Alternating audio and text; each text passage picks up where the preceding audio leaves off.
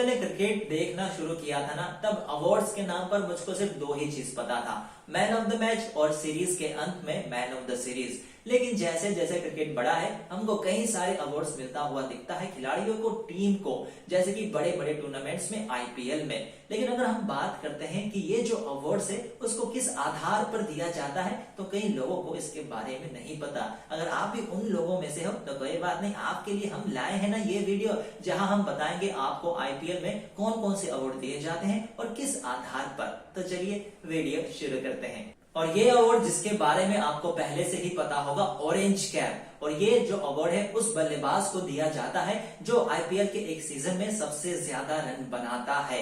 और पहला ये ऑरेंज कैप जीतने वाले थे शॉन मार्श, किंग्स 11 पंजाब के लिए खेलते हुए 2008 में। तो वहीं पे डेविड वार्नर है ऐसे बल्लेबाज जिन्होंने इस अवार्ड को जीता है सबसे ज्यादा बार, 3 बार, सनराइजर्स हैदराबाद के लिए खेलते हुए।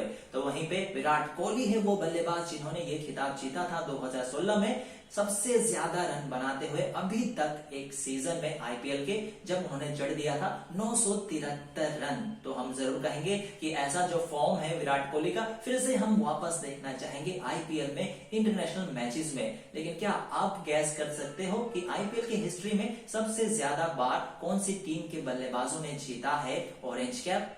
तो आंसर काफी साफ है, वो है गुजरात लायंस। क्यों? क्योंकि जो इनका जर्सी रहता है ना, उसमें ऑरेंज कैप ही ये पहनते हैं।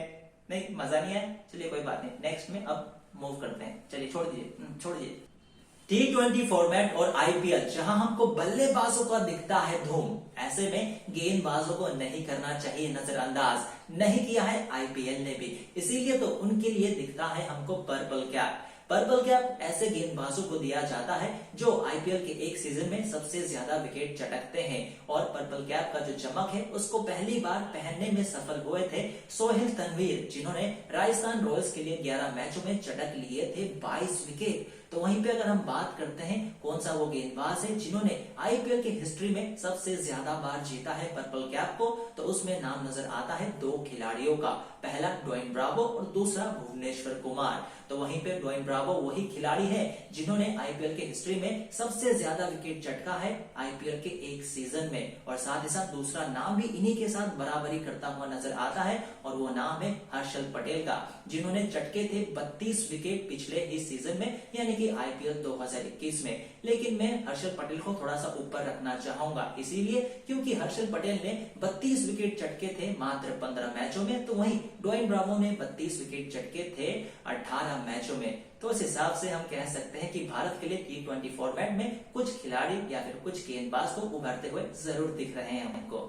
चलिए अब बात करते हैं उस अवार्ड के बारे में जिसको क्रिकेट में आप लगातार सुनते होंगे, और वो है मैन ऑफ द टूर्नामेंट का अवार्ड। और आईपीएल में भी इस अवार्ड को इसी नाम से पुकारा जाता था पहले 5 साल तक, लेकिन 2013 में नाम को बदल के रख दिया गया मोस्ट वैल्यूएबल प्लेयर अवार्ड, यानी कि सबसे अहम खिलाड़ी के लिए अवार्ड, जो कि ठीक भी है। लेकिन ये जरूरी नहीं कि ये अवार्ड उसी खिलाड़ी को मिलेगा जिसने टूर्नामेंट में सबसे ज्यादा रन बनाया हो या फिर सबसे ज्यादा विकेट चटका हो, जैसा कि हमको देखने को मिलता है अमूमन सीरीज और टूर्नामेंट में। क्योंकि यहाँ आईपीएल ने सेट किया हुआ है क्राइटेरिया, जिसके तहत काफी आसान हो जाता है ये अवार्ड देना एक खिलाड़ी को।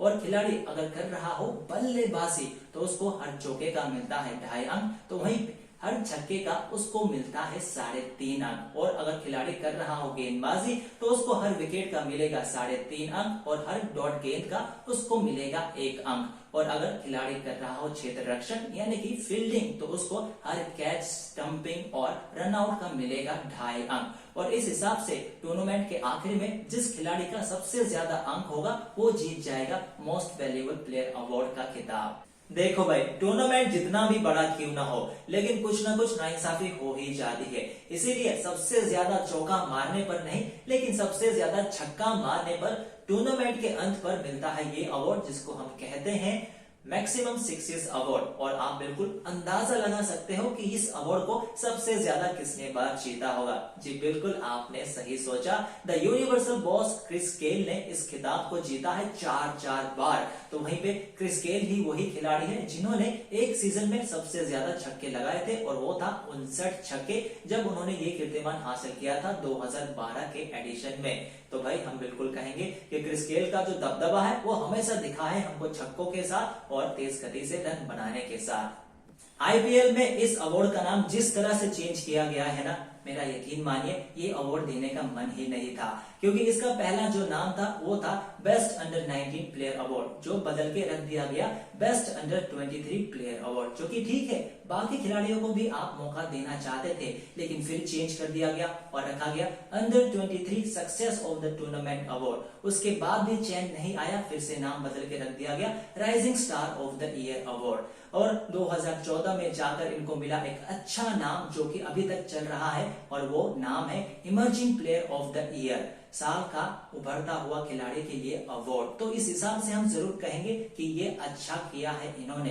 तो वहीं पे अगर हम बात करते हैं क्या इस अवार्ड को जीतने के लिए कोई क्राइटेरिया सेट किया गया है, तो जरूर किया गया है। इस अवार्ड को वही खिलाड़ी जीत सकते हैं जिन्होंने 5 टेस्ट मैच, 20 ओडीआई और 25 आईपीएल मैचों से कम खेल रखा हो अपना मैचेस वो सीजन में एंट्री करने से पहले। और इस अवार्ड को जीता है सारा का सारा भारतीय खिलाड़ियों ने ही, लेकिन एकमात्र ऐसे विदेशी खिलाड़ी जिन्होंने इस अवार्ड को जीता है उनका नाम है मुस्तफिजुर रहमान। उसके अलावा भारत के बड़े बड़े खिलाड़ी, उभरते हुए खिलाड़ी जिनमें नाम नजर आता है रोहित शर्मा का, शुभमन गिल का, ऋतुराज गायकवाड़ का, देवदत्त पडिक्कल का, श्रेयस अय्यर, अक्षर पटेल जैसे खिलाड़ियों ने इस खिताब को जीता हुआ है, किया है अपने नाम।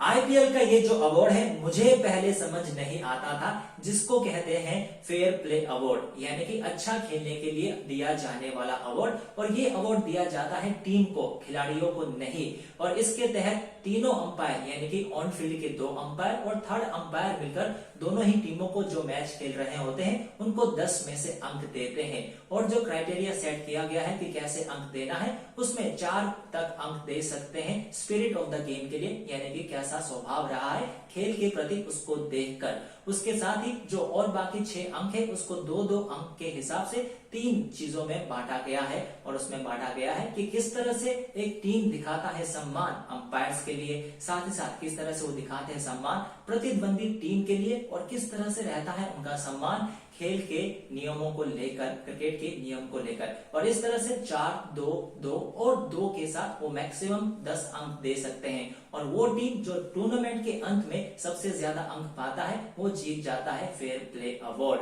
और इस अवार्ड को सबसे ज्यादा बार जीता है चेन्नई सुपर किंग्स ने 6 बार। तो वहीं पे आखिरी बार जीता था राजस्थान रॉयल्स ने, जो कि उनका ये दूसरा था अवार्ड। तो वहीं पे कोलकाता नाइट राइडर्स ने एक बार भी नहीं जीता है फेयर प्ले अवार्ड को।